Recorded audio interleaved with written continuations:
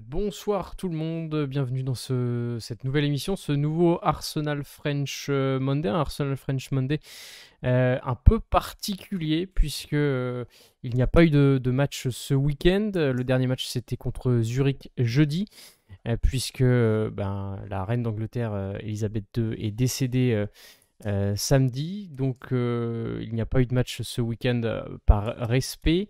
Il n'y aura pas non plus de match jeudi, puisque il y a, on va dire, en raison de manque d'effectifs policiers. Donc, il n'y aura pas de match jeudi soir à l'Emirates en Europa League contre le PSV. Par contre, il y aura bien un match dimanche contre Brentford. Pour ce nouvel Arsenal French Monday, je suis avec deux invités d'AFC. Salut Tom, salut Maël. Salut, Salut. La forme les gars? ça va, très bien. Ouais, nickel. Maël, on est obligé. Est-ce que, Le chat noir. est-ce que tu as... Est-ce que ça va? Est-ce que tu avais prévu quelque chose de particulier ce week-end? D'aller voir notamment un petit match, non? Peut-être, oui, mais finalement, j'avais pas trop envie. Il faisait pas très beau, il pleuvait, je crois, à Londres, donc je préférais annuler. Bref, le seum intersidéral quand même. Le chat noir, d'ailleurs, tu portes un beau maillot noir. T'es en deuil toi aussi, de pas avoir vu Toute la de semaine, pas avoir vu le chat noir, match. toute la semaine. Bref, ouais, c'est vrai que ça fout un peu le seum pour tout le monde de pas avoir eu de pas avoir eu de match, encore plus si tu devais être présent sur place à l'Emirates. Bon, malheureusement, Tom, c'est des choses qui te sont aussi arrivées. Moi, je vais toucher du bois pour que ce soit pas le cas, que ce soit jamais le cas. Bref, donc on n'a pas eu de Arsenal-Everton ce week-end, puisqu'il devait y avoir donc un match de Première Ligue annulé, enfin en tout cas reporté en raison du décès de la reine. On va donc faire le débrief du match face à Zurich et on va regarder rapidement un peu le sommaire de cette émission. Une émission, donc on va forcément débriefer la première victoire en Europa League de la saison, donc c'était en Suisse à Zurich. On fera un focus sur les premières titularisations et les premières minutes avec l'équipe première de Fabio Vieira et de Marquinhos. Et nous nous intéresserons au prêt plutôt concluant ce début de saison de Folarin Balogun et de Nuno Tavares. Balogun au Stade de Reims et Tavares à l'OM. Les gars, on va donc rapidement commencer par ce débrief du match face à Zurich. Après un an sans Coupe d'Europe, Arsenal retrouvait donc l'Europa League, puisqu'on a manqué la Ligue des Champions à quelques points en choquant un peu la fin de saison dernière. Une Europa League donc avec Zurich, le PSV et Bodo Glimt, si je prononce bien, enfin une équipe norvégienne, si je dis pas de bêtises. Donc voilà, un groupe d'Europa League à notre portée, avec quand même le PSV en grosse équipe. Ce match face à Zurich, Tom, qu'est-ce que tu en as pensé? On s'est quand même relativement ennuyé. Ouais, je confirme l'ennui sur ce match. Après, c'est vrai qu'on était content de voir de nouveaux visages débuter et pas seulement rentrer, mais surtout débuter. On a vu notamment des belles surprises, avec surtout la capacité d'adaptation de Marquinhos, déjà très intéressante sur ce match-là. Moi, là où je suis encore un peu plus dubitatif, c'est sur Vieira. Mais voilà, on voit quand même que c'est une équipe qui avait peu de rythme, avec beaucoup de changements dans le 11. Donc voilà, il y avait des automatismes qu'on n'a pas retrouvés, qu'on a commencé à avoir l'habitude de voir au quotidien en Première Ligue et que là, on n'a pas retrouvé. Donc voilà, poussif dans le début de match et puis quelques éclairs, parfois qui ont été intéressants. Ouais, une victoire donc 2 buts à 1 avec des buts donc de Marquinhos, une égalisation de Kriesiu, si je prononce bien, et puis le but de la victoire par Eddie Nketiah.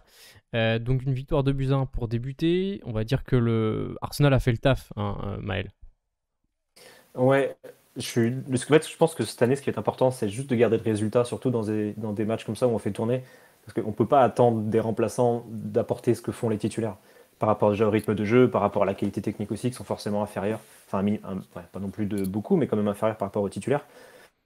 Donc, il faut se focus sur le résultat, il est là. Puis après, je pense que c'est pareil, si on enchaîne les matchs, surtout que là, tous les 3 jours, avec l'Europa League qui se glisse souvent, avec la Cup qui va se glisser aussi entre certains matchs, eux aussi, ils vont prendre plus de temps de jeu, plus de coffres, entre guillemets, et je pense que ça sera de mieux en mieux aussi. Donc, c'est cool. Ouais,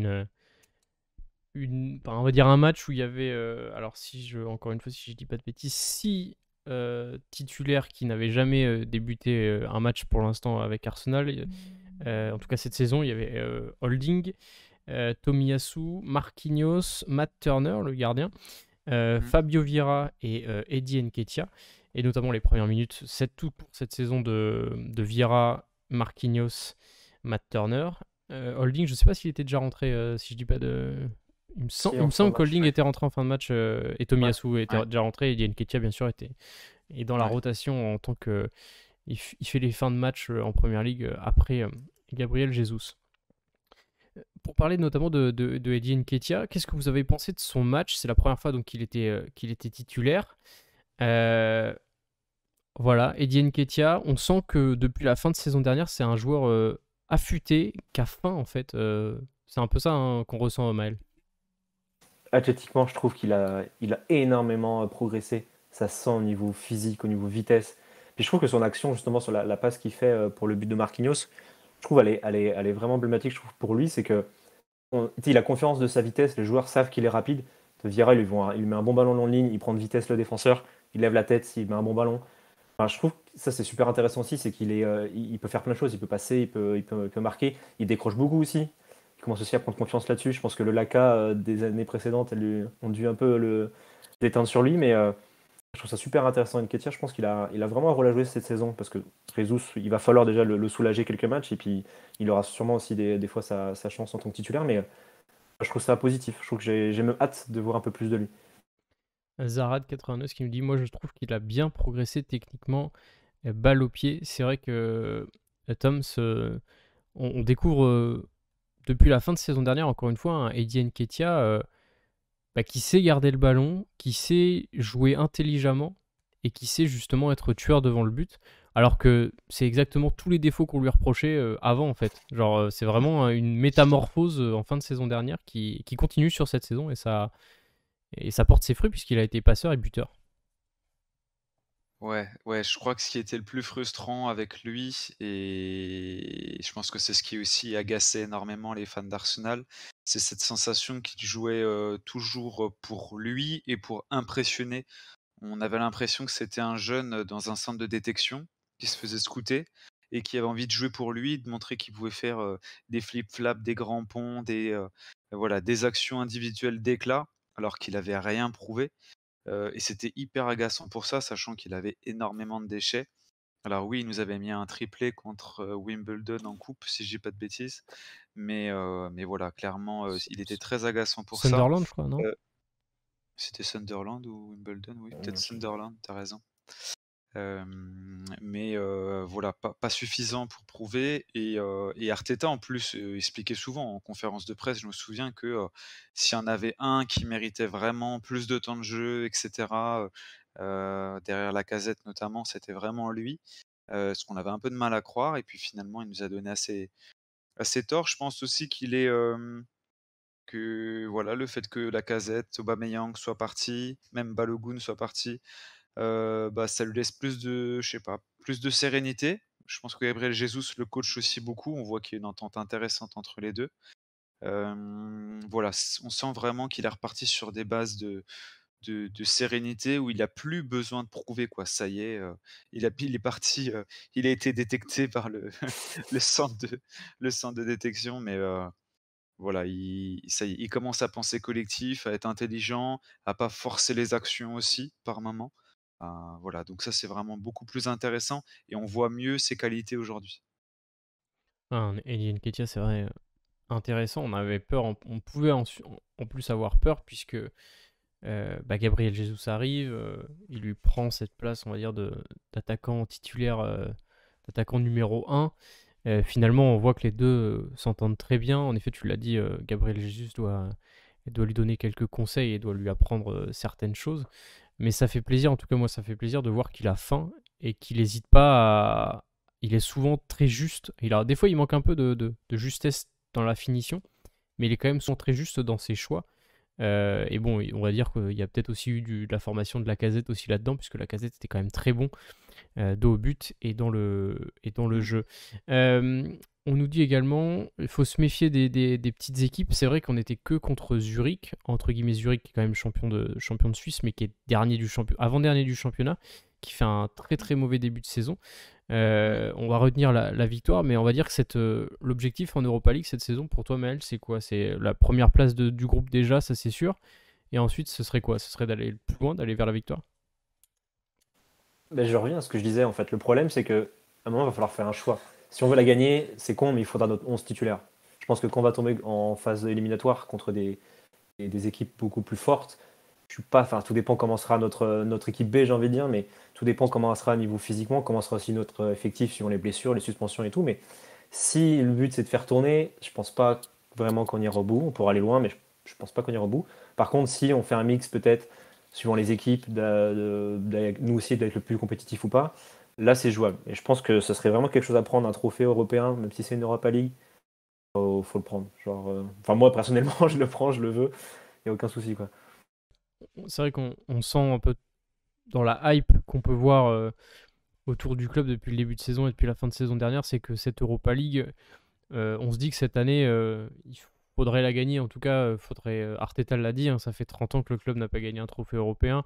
Ça remettrait le club au premier plan de gagner une Europa League.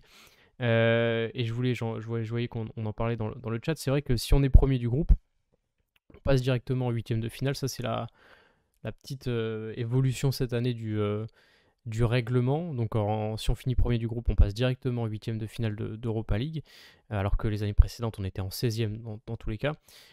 Si on finit deuxième du groupe, on passe donc en 16e de finale, mais on tombe contre l'un des troisièmes de poule de LDC, de Ligue des Champions. Donc potentiellement un gros morceau à affronter dès les 16e de finale. Et bien sûr, si on finit troisième, on va en conférence Europa Conference League. Et là, je pense qu'on n'a absolument pas envie de jouer cette compétition de mort. Voilà. Donc, bon, bref, pour rappeler, c'est vrai que donc, première place du groupe, déjà, c'est le principal, assurer cette première place de groupe. Ouais, assurer cette première place, quitte à aligner un 11 quasi titulaire contre une équipe comme le PSV par exemple. C'est aussi une manière de faire comprendre qu'on prend la compétition au sérieux. Je pense que Arteta aussi et le board aussi ont besoin d'un trophée. Évidemment, on sait que l'objectif premier c'est la C1. Mais voilà, je pense qu'il y a vraiment quand même l'idée qu'en Europa, bah, voilà, on est sûr de pas, normalement, recevoir, ou se taper un Manchester City, un Liverpool, ou autre très grosse team, même si Liverpool est moins fou cette année. Donc voilà, on est quand même sur une gamme d'équipes pour le moment, qui sont vraiment à notre portée, qu'on est capable d'aller chercher, jusqu'au bout. Donc voilà, si à mon avis, il y a un trophée à aller jouer cette année, même plus que les coupes, je pense que c'est celui-là et comme tu disais tout à l'heure, c'est une manière aussi de remettre Arsenal sur le plan européen comme un acteur, de 1er plan ou voilà, au moins voilà, en tant qu'outsider, quoi. Il y a un. Alors le pseudo c'est magnifique, c'est Léo 2003 qui nous dit on se moque pas de ton pseudo, c'est juste qu'il y a 50 000 Léo, j'arrivais plus à compter combien il y en avait. Personnellement, ce que je veux, c'est la qualif en LDC. Alors si ça passe par l'Europa, tant mieux, mais je préfère lâcher l'Europa League pour se qualifier en Ligue des Champions grâce au championnat. C'est un débat qu'on risque d'avoir assez souvent dans la saison. Ouais. On peut déjà commencer par toi, Maël, avec ta réponse, mais voilà. Est-ce que tu préfères tenter d'aller le plus loin possible en Europa League, d'avoir ce trophée, ou est-ce que tu préfères te qualifier, de mettre le paquet, on va dire, sur le championnat, sachant que tous les matchs en première ligue sont ultra durs dans tous les cas? Ouais, mais j'aime beaucoup son commentaire parce que c'est un peu ce que je pense aussi. Parce que le problème, c'est que si tu mises entre guillemets tout sur l'Europa League et t'échoues en finale, comme contre Chelsea par exemple la dernière fois là, bah, t'es comme un con en fait. T'es cinquième, t'as perdu l'Europa League, bah, t'as rien, au final, t'as Walou. Donc, après, c'est pareil, le problème, c'est que la première ligue, jusqu'aux dernières journées, on l'a vu encore l'année dernière, genre, tu peux penser y aller, et puis au final, tu peux ne pas y aller. Compliqué, mais je pense que pour moi, si je dois prendre un objectif numéro un entre prendre l'Europa League, mais ne pas. Enfin, tu vas forcément en C1, mais on s'entend que prendre le trophée, et puis, ou alors être sûr d'être qualifié par le championnat en Ligue des Champions. Enfin, je pense que moi, la Ligue des Champions, c'est. Aujourd'hui, Arsenal, on doit être en Ligue des Champions. Genre, je pense que c'est la target numéro un, quoi. Est-ce que justement, je vois Jez qui nous dit dans le chat, à quoi ça sert de se qualifier en compétition européenne et de ne pas la jouer? C'est vrai que c'est un débat aussi. Et, et on sait quasiment que tout ce que Arsenal jouera la Ligue Europa à fond. Euh, mais voilà, est-ce que dans la tête d'Arteta, Tom, on n'y est pas, hein, mais est-ce qu'il a ce débat ou est-ce que il a justement, tu penses qu'il a pas du tout ce débat? Et en mode, c'est on gagne la Ligue Europa, l'objectif c'est la Ligue Europa, et puis en championnat, dans tous les cas, mon effectif il est assez solide pour encaisser les deux, on va dire.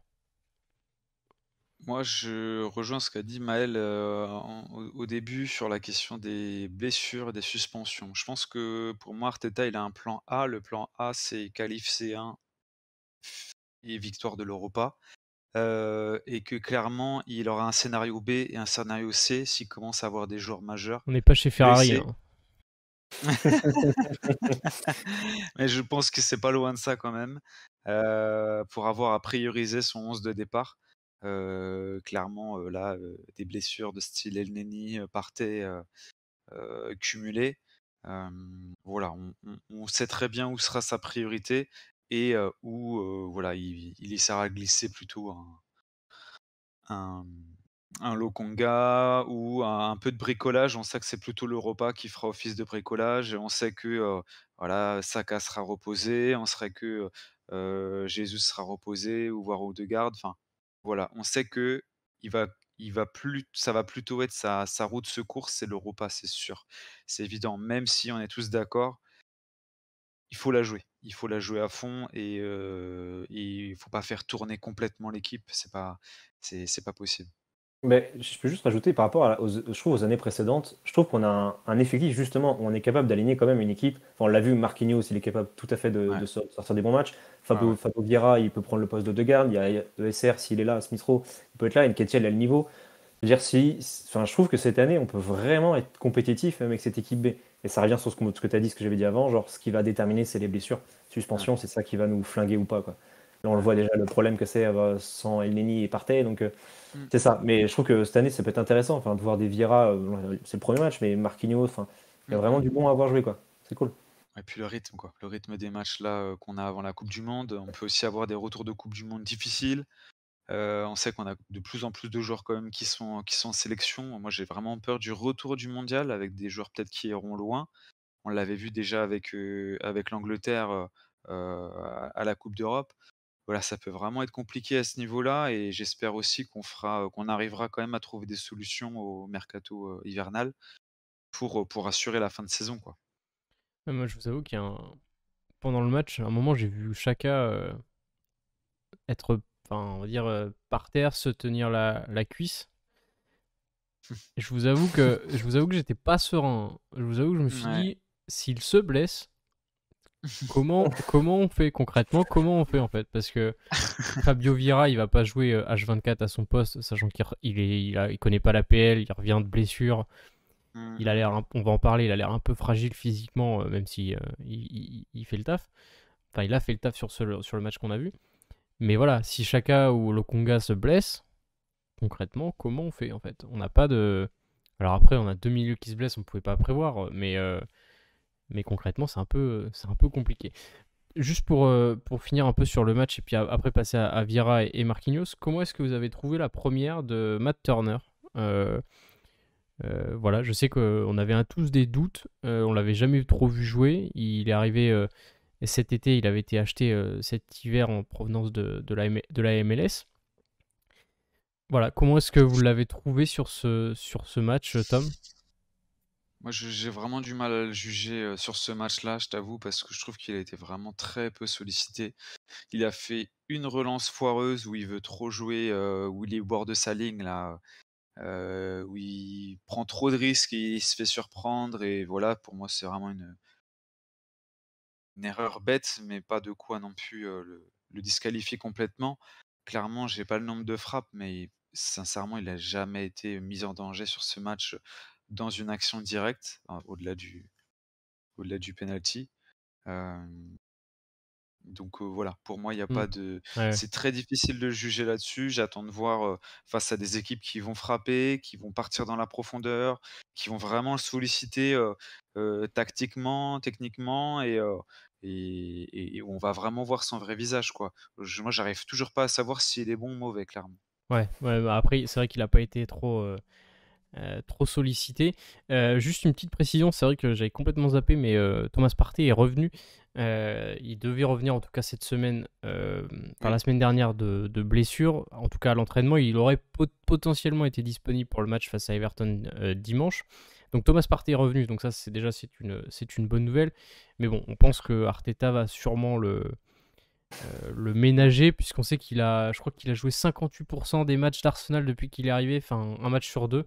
Euh, Thomas Partey souvent blessé, mais en tout cas au moins il est revenu dans le groupe et potentiellement il est disponible dans la rotation. Et il est Euh, parti avec le Ghana aussi. Pardon? Il est parti avec le Ghana aussi, il a été appelé en Oui, sélection il a aussi. été appelé en sélection, mais on espère qu'il y aura un petit deal entre Arteta et le Ghana pour éviter qu'il Mm. joue trop de matchs ou qu'il parte même. Mais bon, on verra. On sait pas. On peut pas être dans les coulisses de ce genre de petite entente entre club et sélection. Mais on espère qu'il jouera pas trop s'il part avec la sélection. Et on espère tout court qu'il partira pas pour jouer des matchs amicaux, alors qu'on a un calendrier de fou furieux. Dans le chat, on nous dit, pour revenir sur Matt Turner, Turner est un cran en dessous de Leno, de toute façon, on va pas se mentir. Après, Leno, c'est vrai que c'était comme tu le dis, Fabrizio AFC, n'est-ce pas, Tom? C'est pas comparable, Leno était numéro 1, c'est vrai. Maël, sur le peu de choses qu'on a pu voir de Matt Turner, ça semble quand même compliqué. Et ça semble un manque de confiance cruel par rapport au niveau Mm. que la Première Ligue ou l'Europa League requiert par rapport à la MLS. Ouais, mais dans la lignée de ces matchs de prépa qu'il a fait, je trouve. Il est pas énormément sollicité, mais tu sais, un gardien, c'est aussi ce qui dégage, entre guillemets. Et je trouve qu'il dégage pas vraiment d'assurance. Genre, tu sais, il y a une prestance, je trouve, ce que Ramsdale, c'est qui fait très conscience de ses forces et tout. Tu sens beaucoup plus. Leno était un peu moins expressif, mais tu sentais aussi qu'il était vachement serein. Enfin, beaucoup plus serein. Je sais pas, Turner, j'ai l'impression qu'il est encore, je sais pas, encore un peu émerveillé par tout ça. On le savait là, c'était son rêve de jouer à Arsenal, de venir et tout. Mais je trouve que c'est ça, il dégage pas cette sérénité. Enfin, on le voit sur les ballons. Après, on lui donne pas un cadeau non plus, hein. Je trouve que c'est Gabriel qui lui remet le ballon là. Ouais, ouais, Il ouais, lui ouais. donne pas un cadeau, genre, ça c'est sûr. Non, c'est pas un cadeau du Mais tout. Ouais. c'est vrai que si Ramsdale se doit se péter là, je suis pas le plus confiant. Ouais, ouais, je pense que c'est le pire. C'est le pire Ouais, qui ouais. peut nous arriver pour moi, Et c'est vraiment si Ramsdale se pète, hein. on, C'est trop on- important. Je trouve que on- Ramsdale, il a un Ah rôle ouais. depuis qu'il est on arrivé va là. toucher Enfin, du bois, les gars, hein, parce que depuis tout à l'heure, on est en train de se dire et si, pour l'instant, voilà, on touche du C'est bois.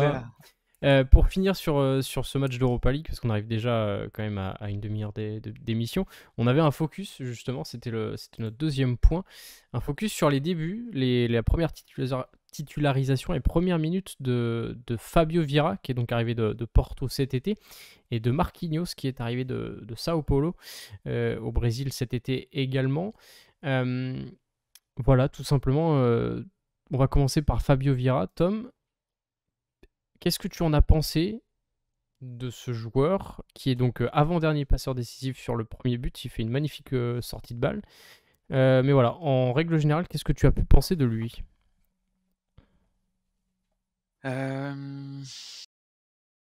Moi, je suis encore un peu dubitatif, mais c'est normal. En fait, j'ai l'impression que pour l'instant, en tout cas de ce match-là et même de quand il était rentré en cours de match, la dernière fois, heu, à chaque fois que je le regarde, j'ai l'impression qu'il fait une boulette, en tout cas une boulette, une passe facile loupée, une perte de balle dangereuse ou quoi et juste après, un ballon magnifique, une passe, lumineuse, un dribble, génial, enfin voilà et il alterne en ce moment ce truc-là, où il y a des moments, je le trouve hyper dangereux et il a eu une perte de balle contre Zurich à un moment donné, mais vraiment sur c'est un truc vraiment stupide. Je crois que c'est sur un coup franc, Ouais, ça amène une un peu un contre-attaque, un ouais. peu lointain. Vraiment, il fait une combinaison foireuse, il loupe son dribble, enfin bref, il y a des fois, je me dis: «Mais On a l'impression que c'est un jeune qui sort de l'académie. Et il y a des fois, il fait des choses vraiment, magnifiques où tu te dis: «Ah oui, c'est quand même, on l'a pas acheté 40 millions pour rien». Donc pour l'instant, je le trouve un peu, voilà, hein, assez irrégulier même au sein d'un seul match, où il a des éclairs et il y a des fois vraiment, il peut vraiment te mettre en danger. Il me rappelle par moments, comment Lokonga pouvait être aussi, l'année dernière, où il pouvait avoir de temps en temps ce côté, j'ai du talent, j'ai du potentiel, je vous le montre. Mais par contre, je vous rappelle aussi que je viens d'une petite ligue. Lui, c'était la Belgique et Fabio, c'est le Portugal, où il y a beaucoup moins de rythme, où, quand on te fait un pressing, bah, on te fait un vrai pressing, et tu le ressens quand même parce que des fois, tu sens qu'il est trop lent sur certaines prises de décision, que quand il y a le pressing qui arrive, il joue pas voilà, physiquement, il est en dessous et du coup, c'est un peu stressant quand même par moment. En tout cas, moi, pour l'instant, il me stresse un peu. Après, peut-être qu'il est justement en manque de rythme. On sait il Oui, était oui, oui, bien sûr. blessé, il connaît pas trop l'équipe. Euh, Toi, Maël, sur ce que tu as pu voir, on sent quand même. Enfin, que voilà, qu'est-ce que tu en as pensé de ce joueur? Est-ce que tu partages l'avis de Tom ou est-ce que tu voudrais nuancer comme moi j'ai envie de le faire? Ouais, il y a plusieurs choses, je pense, par rapport à ce genre de joueur. Déjà, moi, je suis un fan de ce genre de joueur. C'est con, mais moi, des Ozil, des mecs comme ça, sur une passe, ils peuvent te changer le cours du match. Ouais, Moi, c'est pour ça que j'aime le football. C'est ces mecs-là qui me font kiffer ça. Moi, il en est encore très loin, mais un Bernardo Silva. Tout à l'heure, je voyais quelqu'un qui disait qu'il est pas assez il doit être plus physique, mais moi, je suis pas d'accord avec ça. Genre, si tu es assez bon techniquement, si t'es oui, vif dans tes déplacements, tu peux ouais, très bien t'en sortir sans être physique. Et je pense que Vieira, ça peut être ce type de joueur-là, un peu justement à la Bernardo Silva. Et je pense qu'il va apprendre. Je pense que c'est pas des défauts qu'il a qui sont entre guillemets incurables, genre. Je pense qu'il va apprendre. Pareil, on sait pas trop encore trop son poste. Et je pense que même lui, même Arteta, ils sont encore en train de tâter. Avec les U21, il l'a exigé en tant qu'ailier droit. Là, il a un peu ouais, plus pris le poste d'Odegaard. Je pense que aussi, il se cherche sur le terrain. Le staff le cherche aussi sur le terrain. Quand il faut s'adapter à la première ligue, on s'entend que bah là c'était l'Europa, mais on s'entend que c'est aussi autre chose avec des nouveaux joueurs autour. Enfin, on se rend pas compte à quel point je pense que c'est bouleversant, entre guillemets, c'est un gros mot bouleversant, mais de changer de pays, de changer de ligue, de changer de ouais. coéquipier. Mais moi, ce que je vois sur certains, justement, moi en fait, je vois, tu sais, c'est un peu le verre vide et le verre à moitié, enfin le verre moitié Mmh. plein, le verre moitié vide. On peut retenir ses erreurs, mais enfin, toi, la passe qu'il fait pour le but sur Nketiah, le long de ligne, Ouais. tout le monde ne la fait pas non plus. Enfin, tu sais, il fait un Mmh mh. super contrôle, il s'oriente, il la met parfaitement. Moi, je vois beaucoup contre United, il a fait aussi deux trois crochets, deux trois trucs intéressants. Mmh mh. Moi, j'ai hâte de le voir, justement. Ça, c'est le genre de joueur que j'ai envie de voir. Alors, peut-être pas en première ligue tout de suite, mais le voir dans ces matchs-là ou dans les matchs de Cup qui vont arriver, ou rentrer en fin de match pour suppléer aux deux gardes, ou je sais, enfin, tout dépend de son poste qu'il prendra, mais moi, ouais, j'ai très hâte de le voir s'exprimer. Je pense que c'est un joueur là qui doit s'exprimer. C'est vraiment le genre de joueur qui. Moi, Mmh c'est ce mh. que j'aime. Moi, j'ai juste avant là. J'ai hâte de voir ça. C'est un peu un joueur, je pense que c'est un joueur qui a besoin de rythme et d'enchaîner aussi les minutes, un peu comme Odegaard justement. Alors ils sont en compétition pour le poste, mais on sent que Fabio Vieira peut peut-être jouer un tout petit peu plus bas, peut-être à un poste similaire à celui que Xhaka occupe. Je Mmh. sais pas ce que vous en avez pensé, mais son profil a l'air d'être un tout petit peu plus lent que Odegaard. Odegaard n'est pas très rapide, hein, mais un peu moins vif dans les appuis. Et justement, il pourrait peut-être occuper un poste similaire à celui que Xhaka occupe cette année, c'est-à-dire un peu plus haut sur le terrain, et en même temps être capable d'être un peu plus bas justement pour orienter le jeu. Je ne sais pas ce que vous en pensez, mais sa patte gauche et sa manière de jouer me font penser qu'il Ouais. pourrait peut-être aussi occuper ce poste-là un peu plus à la Xhaka en ce moment. Ouais, ouais, ouais, je te rejoins totalement et puis, de ce que j'avais vu, de comment il jouait aussi à Porto, il aimait bien être un peu plus reculé pour avoir une vision de jeu et envoyer souvent on l'a vu souvent, ben, on va envoyer des ballons longs, magnifiques, hyper bien dosés, sur les attaques, voilà, dans le dos de la défense, sur un Saka ou quoi, on sent qu'il est vraiment capable, mais qu'il a besoin d'être un peu plus reculé alors que, pour moi, Odegaard est vraiment entre les lignes à chaque fois, c'est vraiment un lien. Vieira, je le vois pas un peu moins là-dessus, je le vois plutôt, voilà, un Ouais. comme une rampe de lancement, finalement. Après, c'est vrai que pour le peu qu'on a vu, c'est vrai qu'on peut pas encore trop juger son style de jeu, mais moi, il me semble justement, comme je l'ai dit, un tout petit peu moins mobile entre les lignes que ce que Mmh. peut faire Martin Odegaard. Je sais pas ce que t'en penses, Maël, mais j'ai l'impression que c'est deux pattes gauche très très intéressantes, mais juste avec des profils un tout petit, légèrement différents dans l'approche, on va dire, du placement au milieu de terrain. Ouais, mais moi c'est marrant, moi je le verrais pas dans l'axe, je le verrais sur un côté moi. Comme il a pu jouer avec Porto un peu, je sais qu'il a joué quelques matchs en ailier, Hmm. qui peut rentrer, bah encore une fois, à la Bernardo Silva. Moi je le mettrais plus dans un profil comme ça. Le problème c'est que en mettant dans un milieu au relieur à la place de Chaka, il peut pas, là du coup physiquement il va pêcher. Là par contre c'est un poste où 6 feet, tu as besoin d'être un peu plus physique, de récupérer des ballons. Hmm. Je sais pas si, Mais enfin dans notre système de jeu en tout Chaka cas, le je sais fait pas. moins cette saison, justement, ça. C'est pour ça que je disais Il le le fait Chaka de moins, cette il est plus saison, en en place. fait. Ouais, je vois ce que tu veux dire, ouais, ouais. Ben, c'est sûr que dans les matchs, bah, encore une fois, ça dépend des matchs. Dans des matchs, on aura la possession, on sait qu'on a besoin que d'un 6. Oui, exactement. Mais dans Hmm. des matchs où on va plus subir, tu vois, United par exemple, ça a été un défaut par exemple. Enfin, ce genre de match-là, non, par contre, je pense qu'il n'est pas du tout compatible pour ça. Mais dans un match, oui, tu sais, comme on dit un peu le 4-3-3 entre guillemets, avec la pointe basse ou la pointe Hmm. haute, Hmm. ben, si on a une pointe basse, un Partey par exemple, un Elneny, parfait. Mais si on en a deux, j'ai peur que ça. Moi, ce qui me fait, Contre un ce Brentford, qui- par exemple, ce ce dimanche. qui me fait extrêmement Ouais. plaisir, justement, dans tous les débats qu'on peut avoir déjà depuis le début de la saison sur quasiment tous nos joueurs, c'est qu'on parle de joueurs qui peuvent jouer à deux, trois postes différents. Et ça, je trouve que quand même, on parle de profondeur de banc qui a parfois peut-être un peu absente sur certains postes, mais si au final on arrive à, si on n'a pas trop de blessures et que Mikel Arteta arrive parfois à bricoler, on sent qu'il y a quand même une sacrée diversité dans les profils de joueurs et que certains joueurs peuvent jouer à plusieurs positions différentes. Et c'est ça justement qui peut aussi amener, on va dire, de la qualité et de la créativité au fait dans les répétitions des matchs. Je sais pas ce que t'en penses, Tom. Ouais, ouais, ouais, complètement, je te rejoins. Et puis, je me rappelle d'une conférence de presse d'Arteta l'année dernière qui disait on a besoin de jouer et de surprendre l'adversaire, donc d'être en capacité de jouer de manière vraiment différente. C'est-à-dire qu'on a des joueurs qui sont capables de jouer à des positions différentes et que ça doit nous permettre aussi de changer complètement de formation, complètement d'angle de jeu, et pas juste de rester en 4-3-3. Par exemple, on a joué à 3 défenseurs contre Zurich. C'était intéressant aussi, mais parce qu'on a des joueurs qui sont capables de jouer dans ce 4-3-3. Tomiyasu, il peut jouer dans l'axe sans problème. Tierney, il peut jouer également dans une défense à 3. Rob Holding, en plus, il est très très bien au centre dans une défense à 3. Donc On a c'est joué à aussi 3 derrière.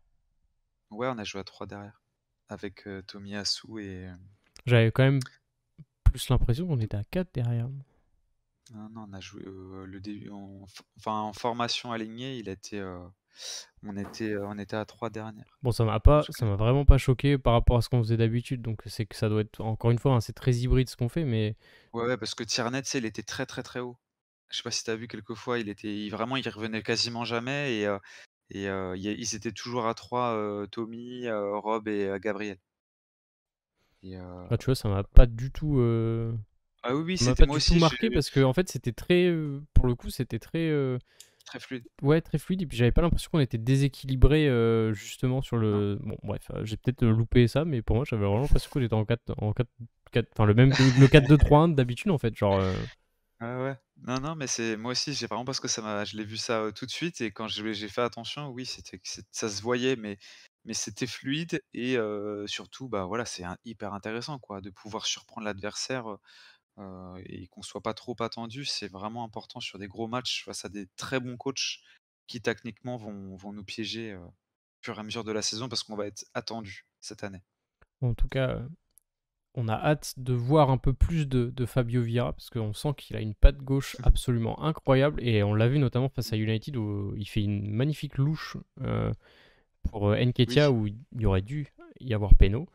Mais bon, Mmh. on Oui, va oui, pas oui. revenir sur ce match-là. Mais voilà, on sent qu'il y a une patte gauche, on sent qu'il y a une vision de jeu qui est quand même assez intéressante. Le deuxième joueur qui faisait sa première titularisation et lui, ses premières minutes tout court avec Arsenal, c'était Marquinhos, le deuxième joueur sur lequel on voulait faire un focus sur cette rencontre face à Zurich. Marquinhos, c'est pareil comme Andy Nketiah, passeur et buteur. 19 ans, il vient du Brésil. Maël, qu'est-ce que tu as pensé de son jeu? Moi, j'ai surtout retenu au fait il était dedans directement dès le début, il était à fond et il avait envie de tout déchirer en fait.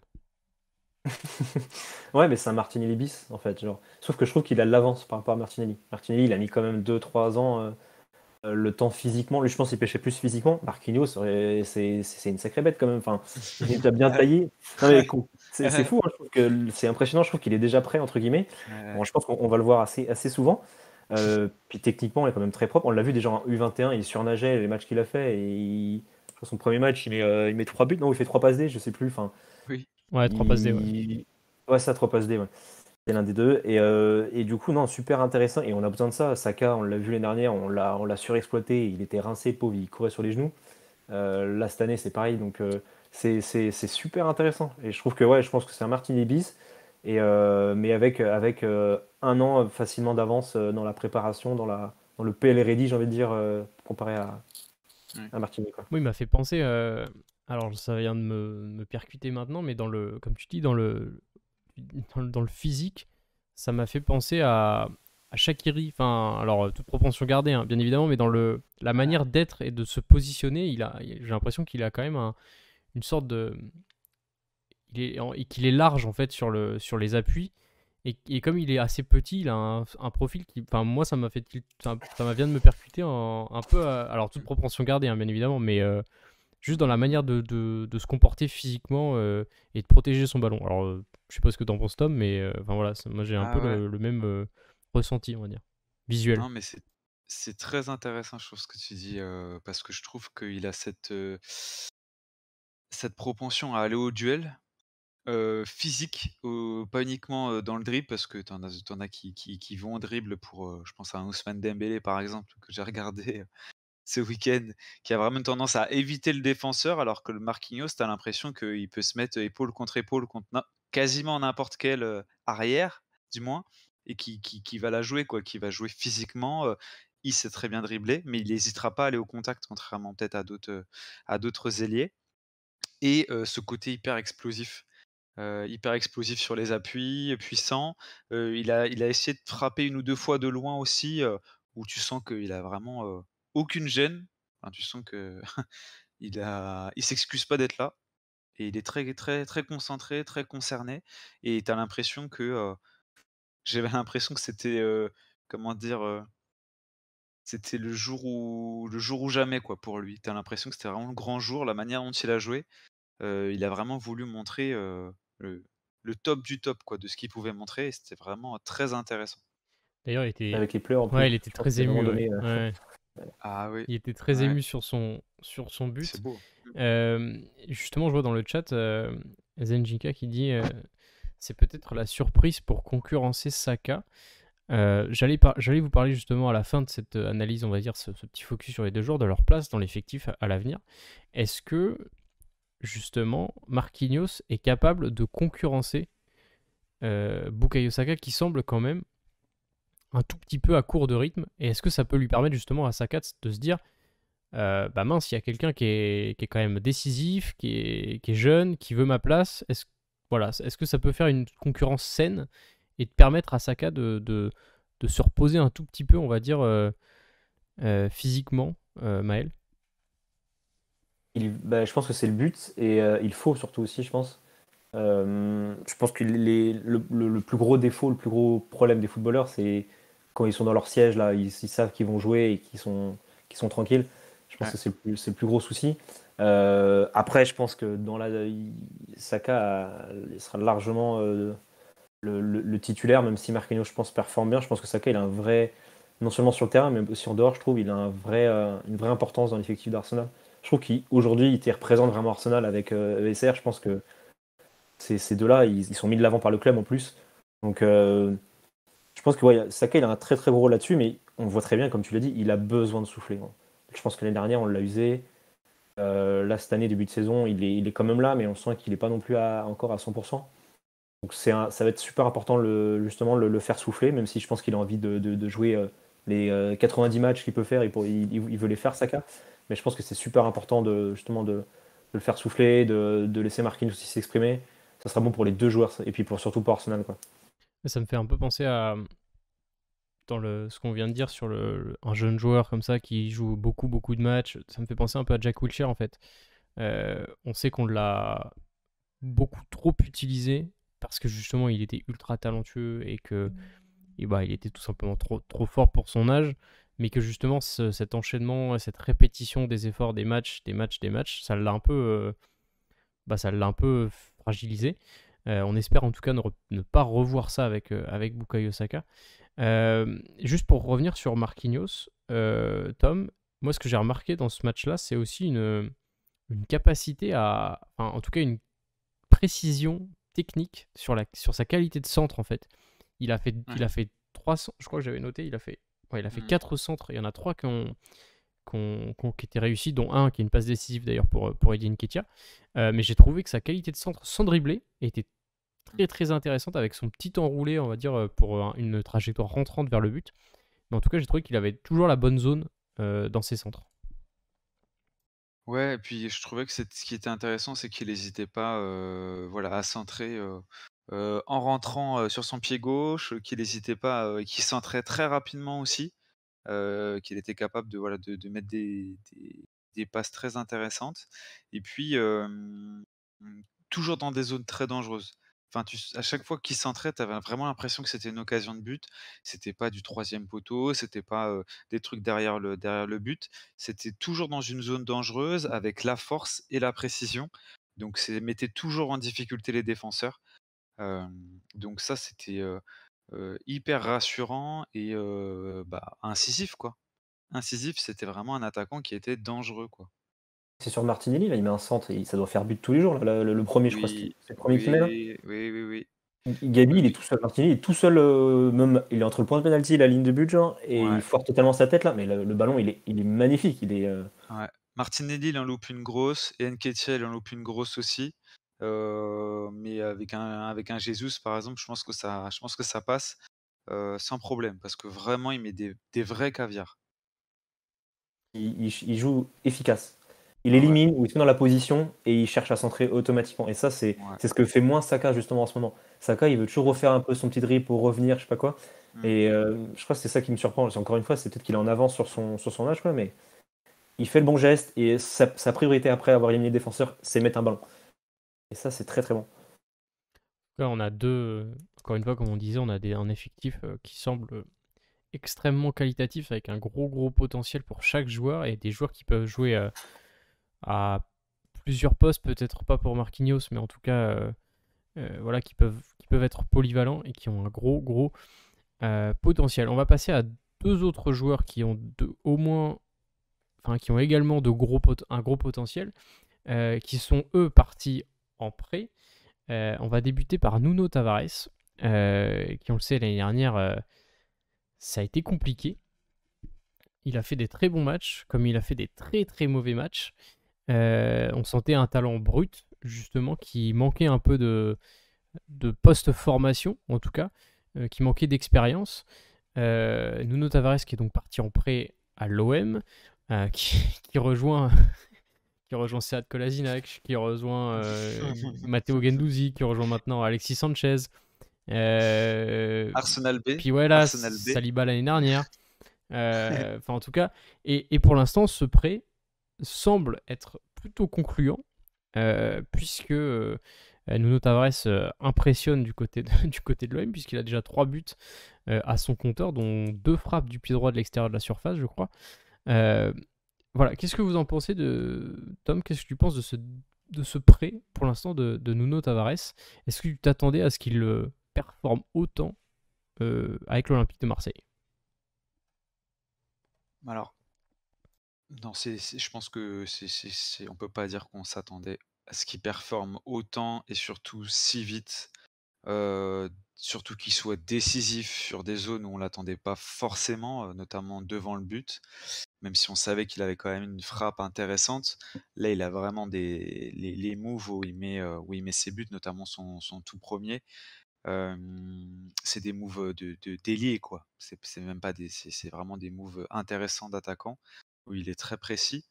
Moi, là où je trouve que c'est un vrai bon pari de la part de Tudor, c'est, le fait qu'il joue plus haut. Il a démarré aucun match en tant qu'arrière gauche Tavares cette saison. Il a joué uniquement des matchs en tant que milieu gauche, sur une formation en 3-4-3, ils sont, si je dis pas de bêtises.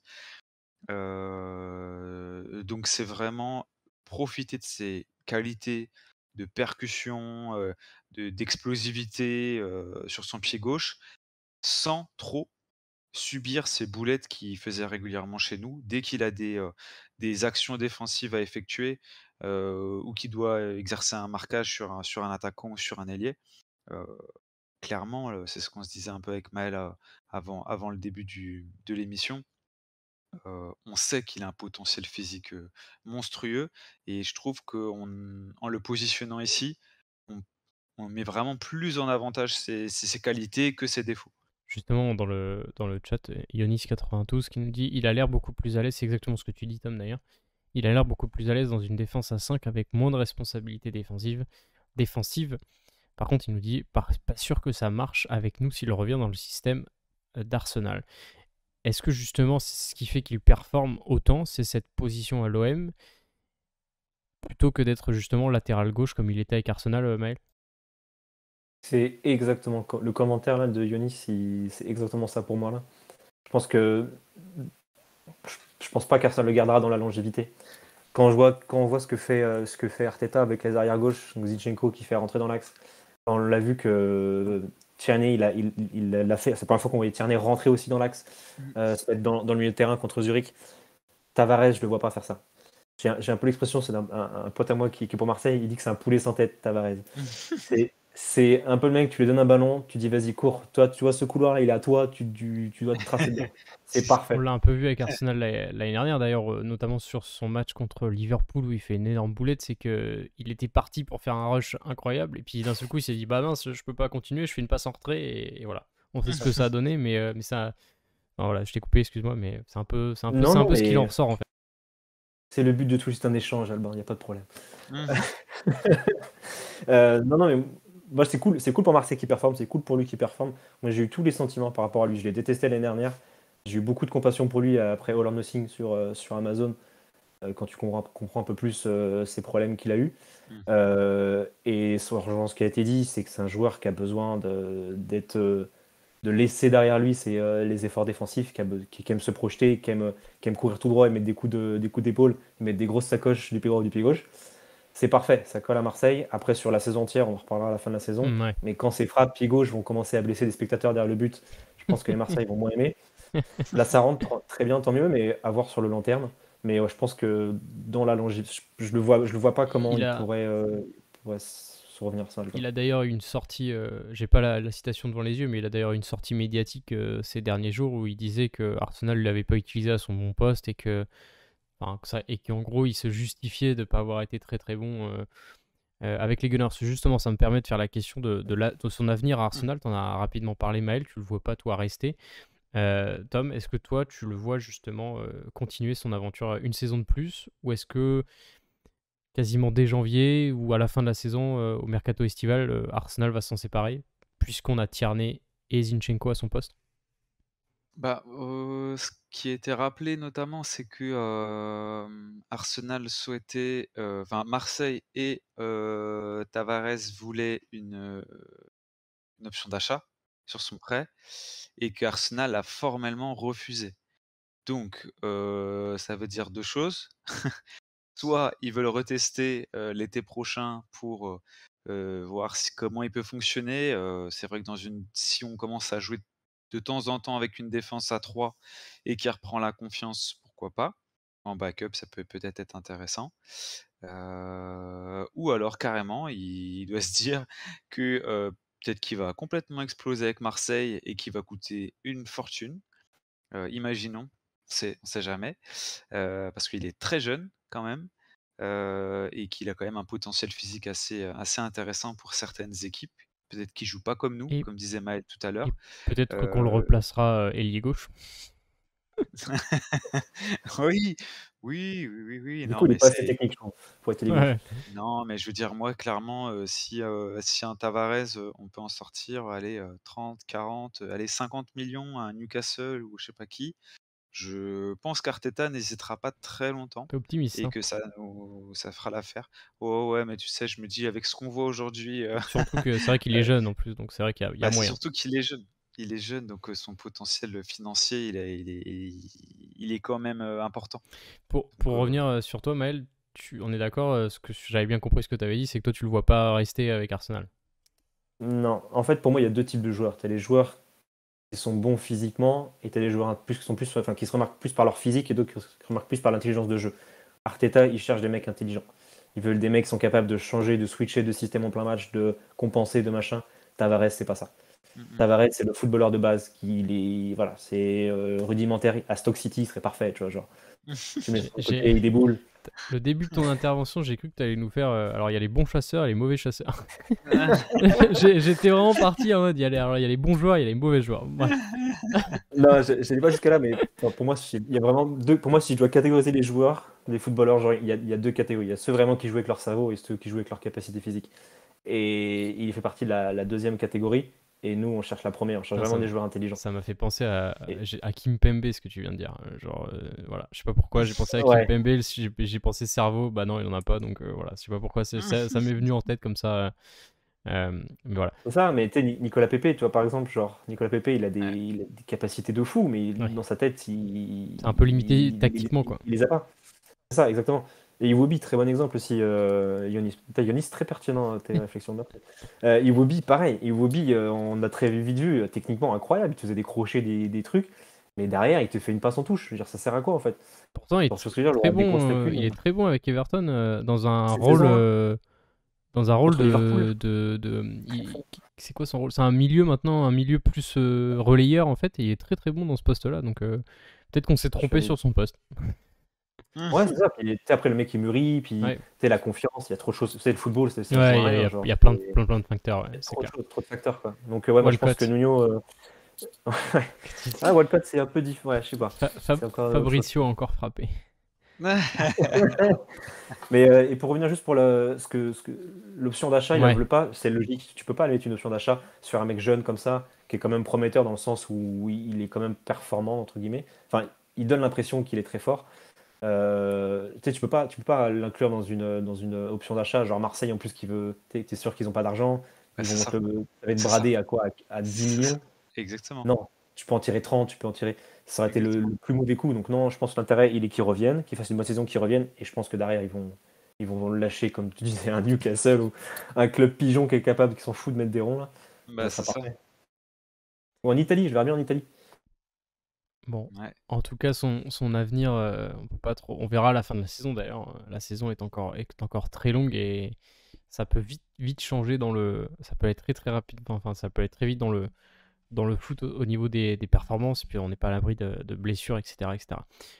Deuxième joueur qui est parti en prêt et qui fait un début de prêt plutôt concluant pour terminer cette émission, c'est Folarin Balogun, l'attaquant anglais qui est qui sort du centre de formation d'Arsenal, l'académie. Folarin Balogun qui est à 5 titularisations, 2 entrées. Il a joué 7 matchs, il a marqué 5 buts, il a fait une passe décisive.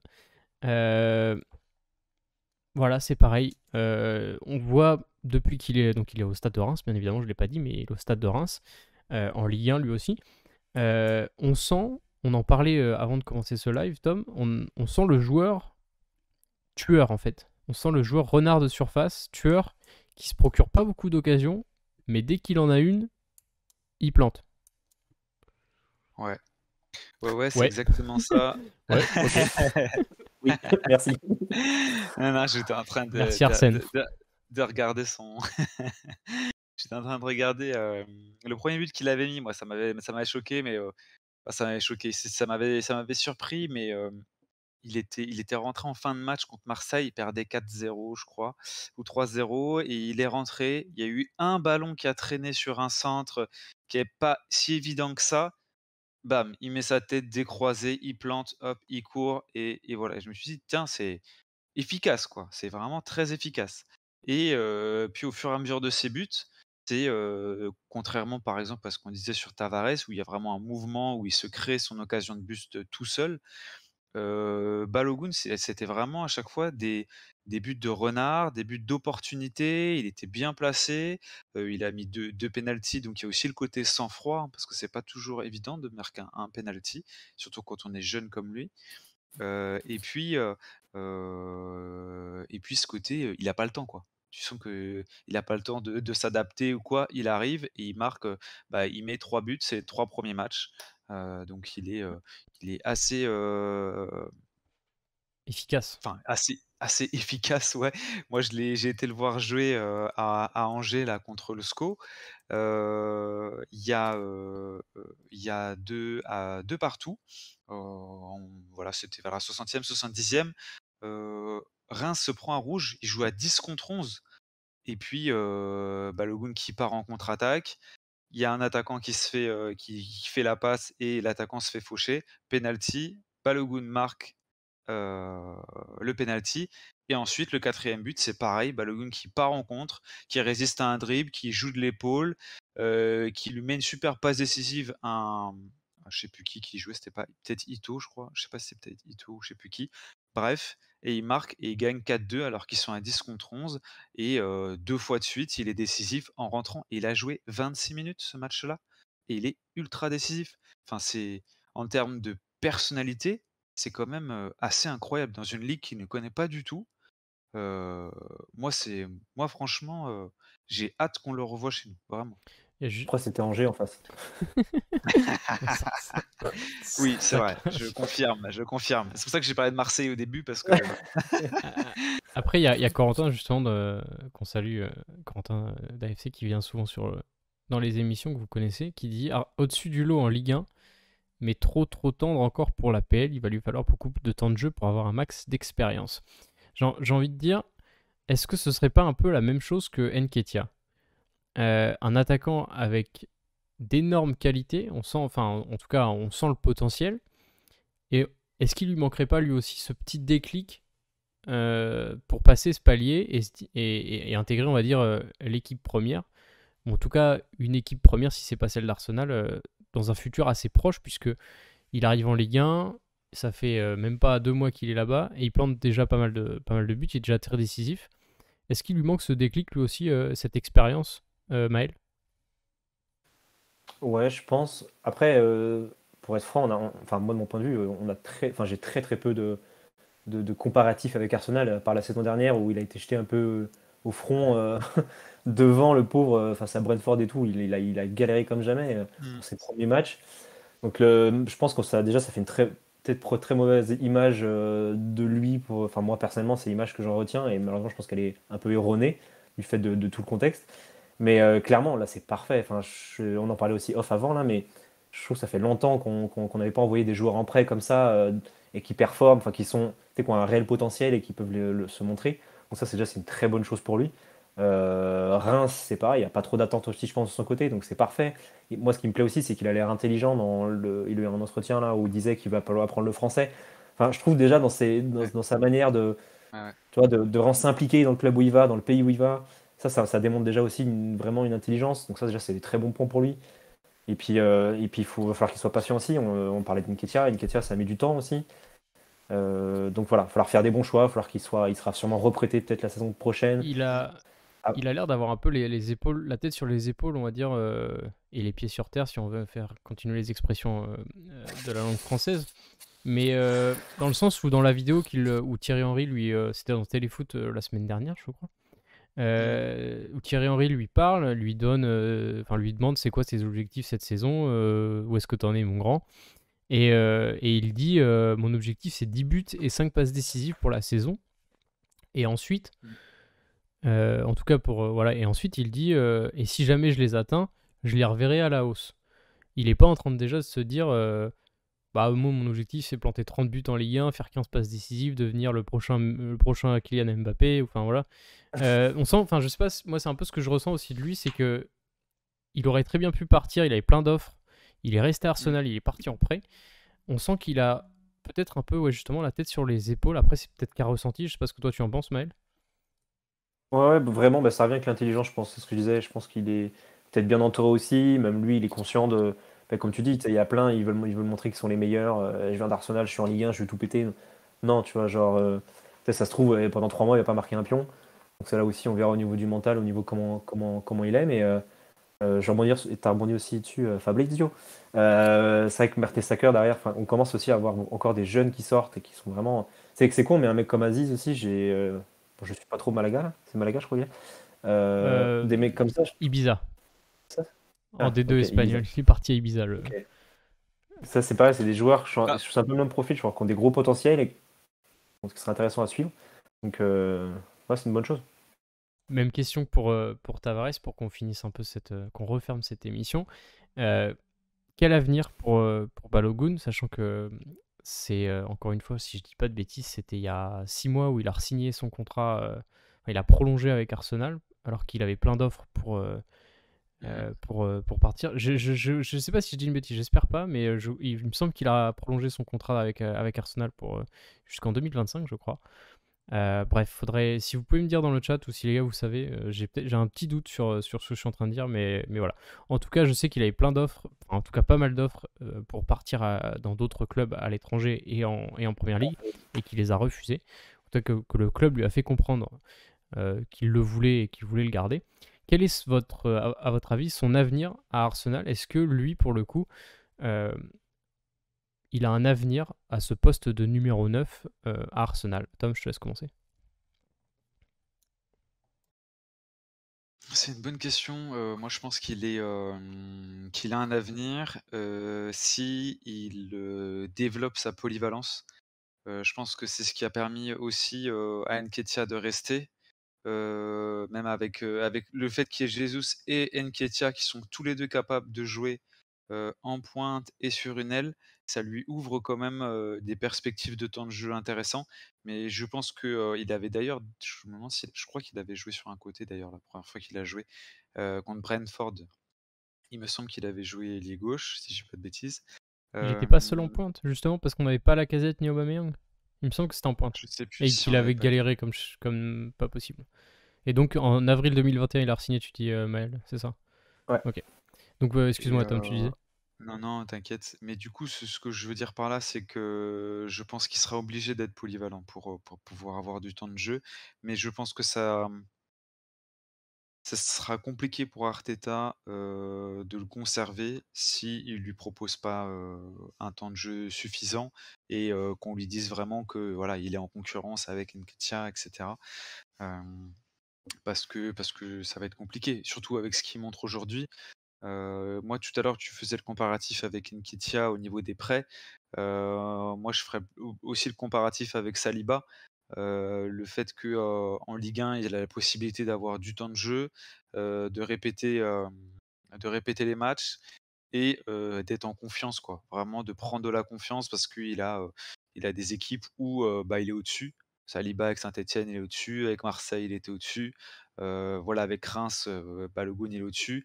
L'année prochaine, je sais pas moi, un prêt à Lyon, un prêt à Monaco, ou voilà, je sais pas, une équipe comme ça peut être vraiment intéressant avec des matchs européens pour qu'il continue de s'épaissir un peu. Et puis on verra par la suite comment ça reviendra au club. Mais pour moi, s'il continue comme ça, il a sa place et il a l'ADN. Si ça, c'est Ouais. vraiment important. Et Arteta l'a rappelé à plusieurs moments. Il a l'ADN de l'académie. Et je pense que ça va être un gros plus dans le fait de rester au club. Ça me rassure, ma mémoire est bonne. J'avais bien dit, il y a 6 mois, il a re-signé jusqu'en 2025 et on est parfaitement dans les clous. Ça me rassure par rapport à mon âge, à mon grand âge et à ma mémoire. Bref, pour finir sur cette émission, Maël, juste toi pour finir, son avenir à Balogun avec Arsenal, c'est quoi? C'est de venir concurrencer les deux de devant et d'ajouter un troisième numéro 9 dans la rotation dans les années à venir? Je pense pas. Je pense pas que ce soit viable d'avoir 3 numéros 9. Il y a forcément un qui jouera très très peu. On voit déjà que les rotations sont très faibles quand même. Arteta, c'est pas le roi du changement. Donc déjà quand il rentre, Nketiah, c'est un miracle dans un match de Première Ligue. Je pense que ouais, il va falloir reprêter. Il va peut-être faire encore 1-2 années de prêt. Mais je ne vois pas, enfin, je vois pas comment il pourrait revenir tout de suite, sauf s'il y a une grave blessure ou autre. Mais que ce soit pour lui ou pour Arsenal, ce ne sera pas bénéfique qu'il revienne aussitôt, quoi. Je pense encore 2 années, je pense peut-être de près 1-2 années. Encore une fois, ça, le football ça va vite. Jesus, il en a marre, il va rentrer au Brésil, Copacabana, il peut partir en bout d'un an, quoi. Donc à voir la suite, quoi. C'est bien, j'étais en train de me vanter de ma mémoire, mais c'est avril 2021, c'était pas du tout il y a 6 mois, donc voilà. Les maths, c'est pas ça par contre. Donc voilà, le karma est instantané. J'aurais mieux fait de fermer ma gueule. Voilà. On va finir cette. Alors j'avais juste juste pour finir l'émission, j'avais juste le petit jeu qu'on a fait. Je me suis dit que ce serait cool de le faire. Sur Twitter, là, c'est Clément qui est aussi dans l'émission assez souvent et qui fait partie de nos CM aujourd'hui, qui nous a fait un petit jeu. Alors, je sais pas si vous avez vu la réponse, les gars, mais on va peut-être le faire avec le chat juste pour finir. Alors, on devinait quel joueur c'est en gros. Alors, il a joué 4 ans pour Arsenal. Il a joué avec Lukas Podolski, mais pas avec Alexandre Lacazette. Il a porté les couleurs d'un autre club jouant en rouge et blanc. Et on avait énormément d'espoir en lui. Qui suis-je? Il y a un poste? Non, il n'y a pas de poste. Non, mais regarde pas. Oui, Non, mais oui, je il y, viens a d'un y a un poste, poste sur Twitter. Oui. Je veux dire non, sur le terrain, pardon. Ah, oh là là. Oui, mais il n'y a pas de poste, enfin, sinon c'est trop facile. On sait pas, ok, il n'y a pas d'indice. Avec Podolski, je sais pas, Sanogo Non, alors, oh bah, direct. Voilà, voilà le premier essai, bon voilà, c'est niqué. Oh, Je doutais que c'était un Français, un attaquant, mais j'allais dire Chamac. Maël vient de niquer le jeu en 2 secondes. C'était Yaya Sanogo et Yann dans le chat avait trouvé. Voilà, c'était juste pour finir cette petite émission avec un petit jeu. On va essayer sur les prochaines émissions de renouveler un peu le format justement pour vous proposer de nouveaux formats, de nouveaux concepts un petit peu plus interactifs, histoire que ce soit pas juste nous qui parlions pendant 1 heure, même si on sait que vous aimez ça, vu que vous êtes toujours aussi nombreux à nous écouter, que ce soit en live ou en replay. Et on vous remercie d'ailleurs pour ça. On va refermer donc cette émission. On se retrouve. Donc je rappelle qu'il n'y a pas de match jeudi en Europa League, c'est reporté. Et on se retrouve par contre. Le match est à 13h si je dis pas de bêtises, dimanche contre Brentford en Première Ligue.